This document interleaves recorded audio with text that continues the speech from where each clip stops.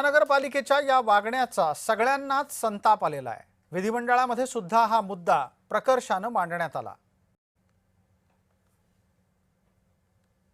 Barricade करायचं, त्याला जाळी टाकायची, ती जाळी उलटा समोसा कसा असते तशी जाळी असते। मागच्या वेळेला महापौरांच्या समोर व्यक्ती पडली, त्याची उलटी इन्क्वायरी चालली आहे, तो पडलाच कसा, अरे पडला कसा म्हणण्यापेक्षा तो पडला हे दुर्दैवी नाही का।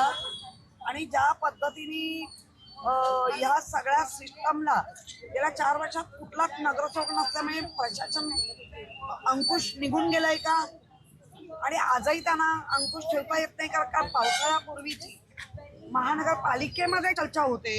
महापौर आणि उपमहापौरांनी दौरे करून मुंबई तुंबाची थांबत नाही, त्यासाठी तिकडे असणारे कर्मचारी अधिकारी यांना विश्वासात घ्यावं लागतं। जी कामं सुरू असतात त्याच्यावरती नियंत्रण असावं लागतं, आणि प्रशासकीय नियंत्रण आणि रोजच्या रोज मॉनिटरिंग यामुळे ही कामं होतात।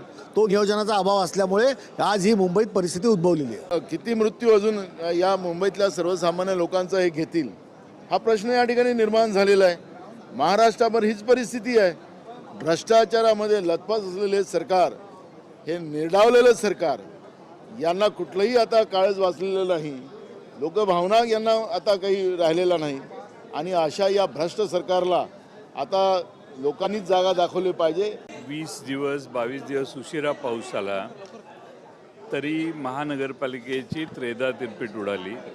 महापौर ज्या ठिकाणी पाहणी करायला जातात त्यांच्या डोळ्यात एकत मॅनहोलमध्ये महापालिकेचा कर्मचारी अधिकारी खड्ड्यात जातो। मुंबईभर ही परिस्थिती आहे। मुंबईत अनेक ठिकाणी पाणी जरा जास्त पडलं तर मुंबई चोक होते। आज ही घटना आपण ज्याचा उल्लेख करताय ती झाली, अतिशय दुर्दैवी आहे, आणि माणूस वाहून जाणं ही अतिशय गंभीर गोष्ट आहे।